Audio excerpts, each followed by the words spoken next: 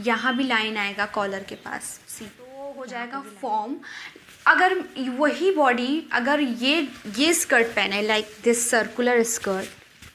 Hello everyone, this is Neelu Gupta और आप देख रहे हैं मेरा चैनल एंजेल्स फैशन। तो आप आज देखेंगे शेप के बारे में, जो कि एलिमेंट्स ऑफ डिज़ाइन का पार्ट है। मैंने 3 से 4 तरह का एलिमेंट्स बता दिया है, जैसे कि वो था line, texture and colour. Last shape, form, silhouette जिसको हम बोलते हैं, ये तीनों एक में इन्वॉल्व है। तीनों का डिफिनेशन मैं बताऊंगी, प्रैक्टिकली भी मैं आपको बताऊंगी कि एलिमेंट्स ऑफ डिज़ाइन में शेप का क्या रोल है, शेप क्या होता है, फॉर्म क्या होता है, सिल्हूट क्या होगा। सच बता रही हूँ, पूरी वीडियो देखना, क्योंकि इस वीडियो में आप शेप, फॉर्म और सिल्हूट के तीनों डिफिनेशन आप अच्छे से समझ पाओगे कि मैं इसको बहुत ही अच्छे से प्रेजेंट करने वाली। तो प्लीज़ वीडियो को अच्छे से पूरी तरह देखें।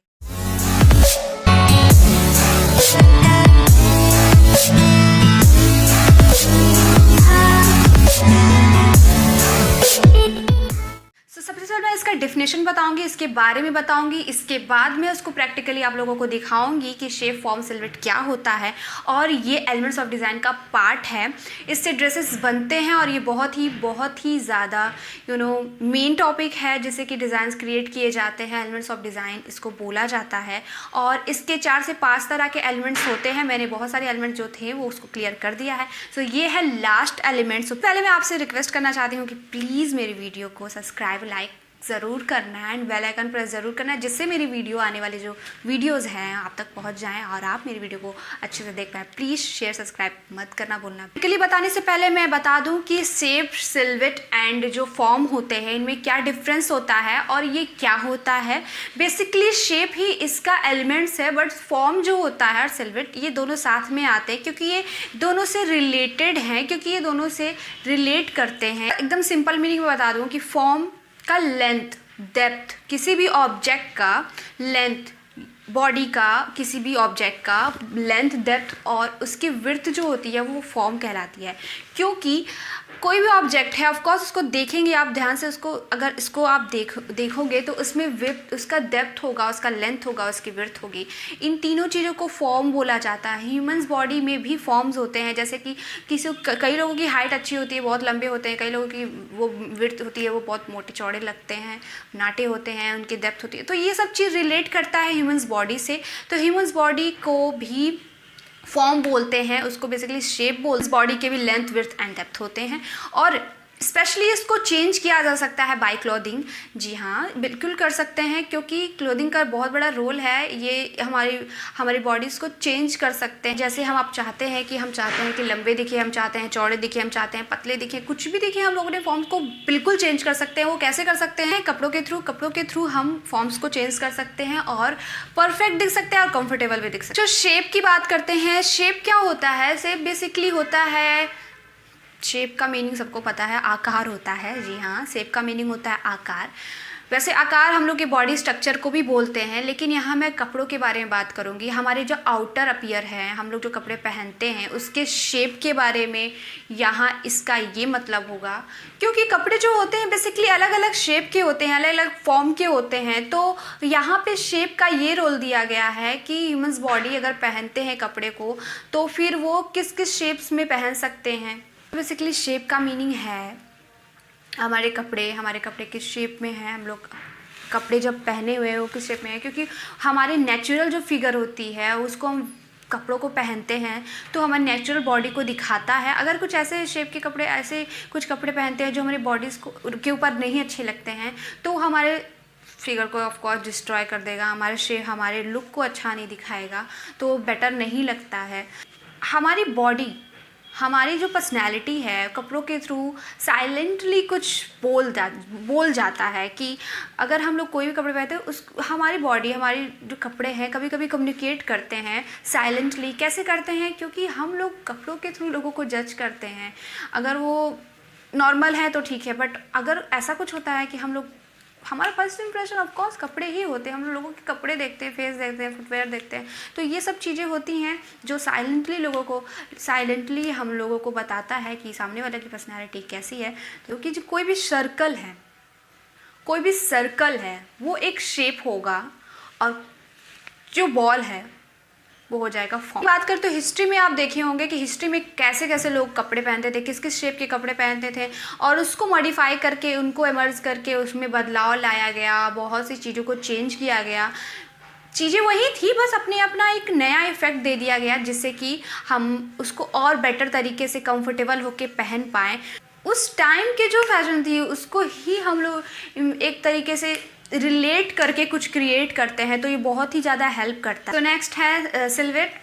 फैशन इंडस्ट्री में सिल्हूट का क्या टर्म है? बेसिकली सिल्हूट का मीनिंग होता है ड्रेस का जो भी लाइंस आते हैं, ड्रेस में कोई भी तरह का लाइन होता है वो सिल्हूट माना जाता है, उसको कहते हैं, क्योंकि उसके थ्रू पता है बहुत सारी चीज़ें अच्छी लगने लगते हैं, एम्फसाइज हो जाता है, चीज़ों में बहुत से चेंजेस कर सकते हैं, जिससे कि चेंजेस करने से बहुत ही ज़्यादा अट्रैक्टिव लगता है वो ड्रेस। तो सिल्हूट का मैं अभी बताऊंगी, आपको प्रैक्टिकली भी दिखाऊंगी कि क्या ऐसी चीज़ें क्या हैं जो सिल्हूट में आने से कितनी ज़्यादा चीज़ें खूबसूरत लगने लगती है।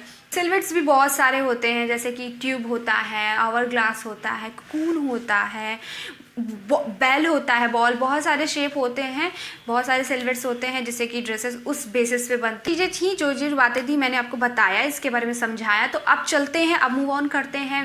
प्रैक्टिकली मैं दिखाना जा रही हूँ कि शेप, सिल्हूट एंड फॉर्म क्या होता है। किसी ड्रेस को अगर आप पहचानते हैं तो उसमें शेप क्या है, सिल्हूट क्या है, फॉर्म क्या है, इन तीनों के बारे डेफिनेशन। एक्चुअली ये है तो इक्वल, तीनों का मीनिंग आकार ही होता है, उसकी रूपरेखा ही होता है, लेकिन उसमें छोटे छोटे डिफरेंस हैं जो तीनों को मिलकर बनते हैं। मेरे पास एक ड्रेस है, आप देखे होंगे आवर ग्लास बॉडी क्या होती है। आवर ग्लास बॉडी क्या होती है? Hourglass body basically skinny fitted जो चीज़ें होती हैं लोग पहनते हैं, ठीक है। तो हमारी बॉडीज इस तरीके से होती है, मान लो हमारी बॉडी है आवर ग्लास, तो अगर हम उस पर स्किनी फिटेड ड्रेसेस पहनेंगे तो कैसा लगेगा? ऑफ कोर्स ये बहुत स्किनी होगा, हमारे बॉडी को टच करेगा, पूरी तरीके से चिपका रहेगा। तो ये मेरे पास एक ड्रेस है, स्कर्ट, दिस इज़ द, देखिए ये मेरा ड्रेस है, दिस इज़ द स्कर्ट। तो बेसिकली ये है क्या, आप देख रहे हैं, ये है स्कर्ट। इसको बोलेंगे स्ट्रेट स्कर्ट। स्ट्रेट स्कर्ट इसलिए बोलेंगे क्योंकि ये स्ट्रेट है, इसमें कोई भी किसी भी तरह का कोई भी कट नहीं है, कोई भी डार्ट नहीं है, कोई भी सिल्हूट, कोई भी लाइन नहीं है। आप देख रहे हैं लाइन कहाँ है, लाइन ये है, दिस इज़ द लाइन। तो इसको बोलेंगे स्ट्रेट लाइन, इसको बोलेंगे। लेकिन अगर आप इसको पहनोगे, मोस्टली आवर ग्लास बॉडी जो होती है वो अगर ये ड्रेस पहनेगा तो उनकी बॉडी पे वो पूरी तरीके से चिपका रहेगा, तो उनके फिगर को, उनके फॉर्म को ये ड्रेस बहुत ही ज़्यादा अट्रैक्टिव बना लेगा और उनके फॉर्म के साथ ये चलेगा। पर वो स्कर्ट जो मैंने दिखाया वो तो एक बॉडी फॉर्म से रिलेटेड है, तो वो हो जाएगा फॉर्म। अगर वही बॉडी अगर ये स्कर्ट पहने, like this circular skirt, this circular skirt देख रहे हो आप, ओके। सो ये भी है, इसका क्या चेंज हो जाता है, इसमें इसका शेप चेंज हो जाएगा, इसका शेप हो जाएगा सर्कुलर। अगर ये बॉडी आवर ग्लास बॉडी या कोई भी बॉडी अगर ये ड्रेस पहनेगा तो इसका शेप नहीं पता चलेगा, मतलब इसका फॉर्म नहीं पता चलेगा कि वो किस बॉडी फॉर्म का है, ओके। सो ये फ़र्क होता है शेप और फॉर्म। तो ये था, मैंने डिफरेंस बताया फॉर्म और शेप के बारे में। तो अब मैं बताने वाली हूँ सिल्हूट के बारे में, जो कि बेसिकली ड्रेसेस पे जो लाइन होती है उससे क्या एम्फेसाइजेस हो सकते हैं, उससे क्या अट्रैक्शन आता है वो मैं बताऊँगी। तो ये है मेरे पास एक ड्रेस, ये ड्रेस है, ओके। आप देख सकते हैं बीच में क्या हुआ है, इस ड्रेस के बीच में क्या है, स्ट्रेट लाइन है, देखिए इस ड्रेस के बीच में एक स्ट्रेट लाइन है ना। और यहाँ पे क्या है, यहाँ पे भी एक लाइन है। तो इस ड्रेस का ये सिल्हूट है, ये किस ड्रेस पे है, ये आ जाएगा लो वेस्ट। हमारा वेस्ट होता है कहाँ पर, इस ड्रेस के हिसाब से हमारा वेस्ट होना चाहिए यहाँ पर, ठीक है। ये लो वेस्ट में आ जाएगा। तो ये भी स्ट्रेट है, ये ए लाइन है बेसिकली। अगर मैं इसकी शेप के बारे में बात करूँ तो आप देख सकते हैं इसकी शेप क्या है, स्कर्ट की शेप ए है, ठीक है। इसको स्ट्रेट बोलेंगे और ये ए लाइन की शेप है। और इस पे जो लाइन क्रिएट है, यहाँ भी एक आता है लाइन, एक यहाँ भी आता है, यहाँ भी लाइन आएगा कॉलर के पास, सी यहाँ पे भी लाइन आएगा। तो ये होता है ड्रेस का सिल्हूट। अगर मैं इसको डिस्क्राइब करूँ कि इस ड्रेस का सिल्हूट क्या है, सिल्हूट हो जाएगा लो वेस्ट ड्रेस स्ट्रेट, इसका यही डिफिनेशन। ड्रेस है black wet, so see this is the so ये इस ड्रेस को क्या बोलेंगे, इसमें भी लाइन है।